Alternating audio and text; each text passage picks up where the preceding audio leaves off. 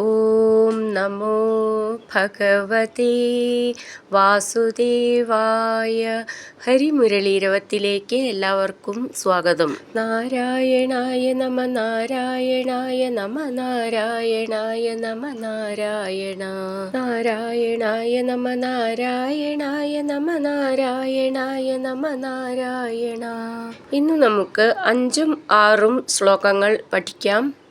ശ്രീമന്നാരായണീയം ദശകം 56 കാളിയ ഗർവശമനവും ഭഗവദനുഗ്രഹവും. ശ്ലോകം 5. ഫണിവധൂഗണഭക്തി വിലോകന പ്രവികസത്കരുണാകുലചേതസാ ഫണിപതിർഭവതാച്യുത ജീവിതസ്ത്വയി സമർപ്പിതമൂർത്തിരവാനമത്.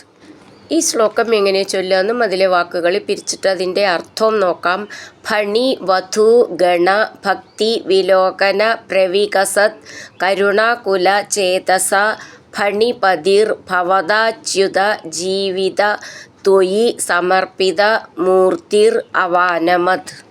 നമുക്കിതിലെ വാക്കുകളുടെ അർത്ഥം നോക്കാം. അച്യുത നാശമില്ലാത്തവനെ, ഫണിവധൂഗണ ഭക്തി വിലോകന പ്രവികസത്കരുണാകുല ചേതസ, സർപ്പപത്നിമാരുടെ ഭക്തിയുടെ ദർശന നിമിത്തം വളർന്ന കരുണയ്ക്കധീനമായ മനസ്സോടുകൂടിയ, ഭവത അങ്ങയാൽ, ജീവിത ജീവിക്കുന്ന, ഫണിപതി കാളിയൻ, ത്വയി അങ്ങിൽ, സമർപ്പിതമൂർത്തി ശരീരം സമർപ്പിച്ചവനായി, അവാനമത് നമസ്കരിച്ചു.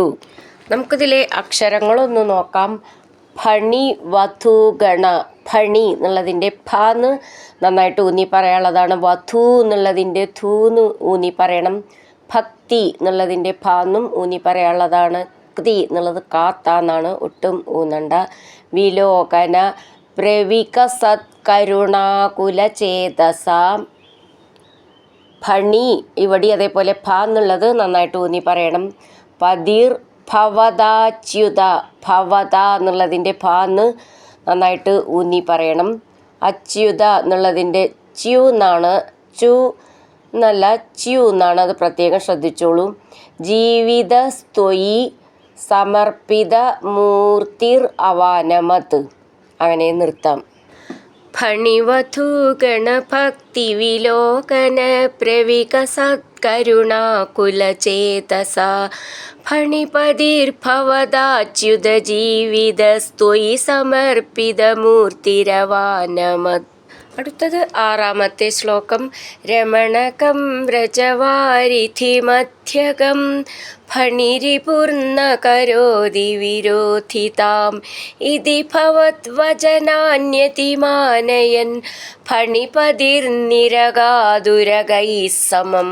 നമുക്ക് ഈ ശ്ലോകം എങ്ങനെ വായിക്കാമെന്നും അതിലെ വാക്കുകൾ പിരിച്ചിട്ട് അതിൻ്റെ അർത്ഥവും നോക്കാം. രമണകം വ്രജ വാരിധി മധ്യകം ഫണി രിപുർ ന കരോതി വിരോധിതാം ഇതി ഭവത് വചനാന്യതിമാനയൻ ഫണിപതിർ നിരകാത് ഉരകൈഃ സമം.